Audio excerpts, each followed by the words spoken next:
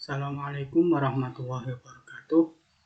Berjumpa kembali dengan materi pembelajaran bahasa Indonesia. Kali ini saya akan melanjutkan penjelasan tentang teks eksplanasi. Pada video sebelumnya saya sudah menjelaskan tentang pengertian dan juga fakta dan opini yang terdapat dalam teks eksplanasi. Nah, pada video yang kali ini saya akan melanjutkan, yaitu pada bagian struktur teks eksplanasi. Nah, setiap teks itu pasti ada strukturnya. Nah, untuk struktur teks eksplanasi ini ada tiga bagian. Yang pertama adalah identifikasi fenomena, proses kejadian, dan ulasan. Nah, untuk bagian identifikasi fenomena itu adalah berisi identifikasi sesuatu yang akan diterangkan. Jadi, ini adalah bagian awal, pada bagian pembukaan biasanya menjelaskan tentang sesuatu yang akan diterangkan. Nah, kita lihat pada contohnya langsung ya, biar lebih jelas. Nah, contohnya misalnya ini ya. Nah, kalian bisa perhatikan ini. Ini adalah contoh pada bagian identifikasi fenomena. Gempa bumi adalah getaran atau guncangan yang terjadi karena pergerakan lapisan batu bumi yang berasal dari dasar atau bawah permukaan bumi. Peristiwa alam itu sering terjadi di daerah yang berada dekat dengan gunung berapi dan juga daerah yang dikelilingi lautan luas. Nah, ini adalah identifikasi fenomena, yaitu apa yang akan dibicarakan atau apa yang akan dibahas dalam teks itu. Nah, kalau di sini adalah gempa bumi. Nah, dijelaskan tentang pengertian, biasanya adalah pengertian atau definisi dari fenomena itu. Yang misalnya di sini ada gempa bumi. Ya, ini adalah bagian yang namanya identifikasi fenomena. Nah, oke, kita kembali lagi ke sini. Nah, untuk yang kedua adalah proses kejadian. Nah, proses kejadian itu adalah bagian yang memerinci proses kejadian yang relevan dengan fenomena yang diterangkan sebagai pertanyaan atas bagaimana atau mengapa. Jadi, bagian inti dari teks eksplanasi itu pada bagian proses kejadian.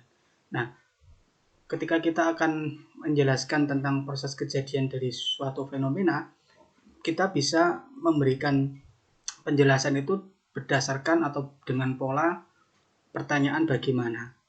Nah, untuk pertanyaan bagaimana ini maka akan melahirkan uraian yang tersusun secara kronologis atau gradual. Dalam hal ini, fase-fase kejadiannya disusun berdasarkan urutan waktu.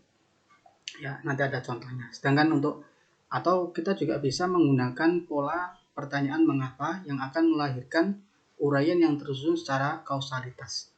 Dalam hal ini, fase-fase kejadiannya disusun berdasarkan hubungan sebab akibat. Nah, kita lihat sekarang di contohnya. Ya. Nah, ini contoh yang bagian proses kejadian. Ini agak panjang, silakan sambil kalian baca sendiri. Nah, gempa bumi ini terjadi karena pergeseran lapisan bawah bumi dan letusan gunung yang dahsyat. Selain itu, gempa bumi terjadi begitu cepat dengan dampak yang begitu hebat. Oleh karena itu, akibat yang ditimbulkan sangat luar biasa. Getaran gempa bumi sangat kuat dan merambat ke segala arah sehingga dapat menghancurkan bangunan dan menimbulkan korban jiwa. Nah, dari sini kita bisa perhatikan, kita bisa melihat ini termasuk pola sebab akibat ya, karena di sini menjelaskan tentang sebabnya karena pergeseran lapisan bumi dan akibatnya adalah akibatnya sangat luar biasa ya, korban jiwa, menghancurkan bangunan dan sebagainya. Terus di bagian berikutnya adalah proses atau kronologi ya terjadinya gempa bumi ada dua, yaitu gempa tektonik dan gempa vulkanik. Saya kira kalian sudah cukup paham tentang maksudnya dari tektonik dan vulkanik ini. Nah, saya kira ini menunjukkan bahwa pada teks eksplanasi bagian proses kejadian itu berarti kita memaparkan proses atau kronologi dari peristiwa itu atau dari fenomena itu.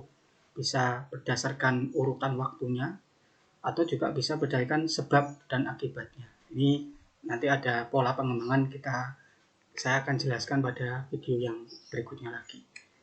Ini adalah bagian yang kedua, yaitu proses kejadian. Nah, sedangkan bagian yang ketiga adalah ulasan.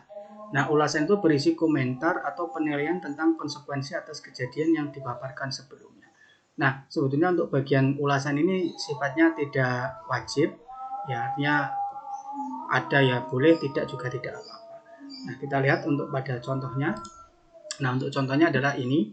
Kalian bisa perhatikan di sini, gempa dapat terjadi kapan saja tanpa mengenal musim. Meskipun demikian, konsentrasi gempa cenderung terjadi di tempat-tempat tertentu saja seperti pada batas Laut Pasifik. Tempat ini dikenal dengan lingkaran api karena banyaknya gunung berapi. Nah, ini adalah ulasan untuk penutupnya. Ya. Nah, oke, ini adalah struktur. Ya, ini struktur dari teks eksplanasi. Ya, kalian bisa perhatikan sekali lagi bahwa identifikasi fenomena, proses kejadian, dan ulasan. Oke, saya kira itu saja untuk pertemuan pada kesempatan hari ini. Nanti kita masih akan membicarakan lagi tentang teks eksplanasi, ada unsur kebahasaan, dan ada pola pengembangan. Oke, kalau ada pertanyaan, silakan kalian boleh japri saya atau juga kalian tulis di kolom komentar di Google Classroom. Saya akhiri, jangan lupa like and subscribe channel YouTube saya. Jaga kesehatan, selalu pakai masker, hindari keluar rumah, dan selalu cuci tangan. Terima kasih. Assalamualaikum warahmatullahi wabarakatuh.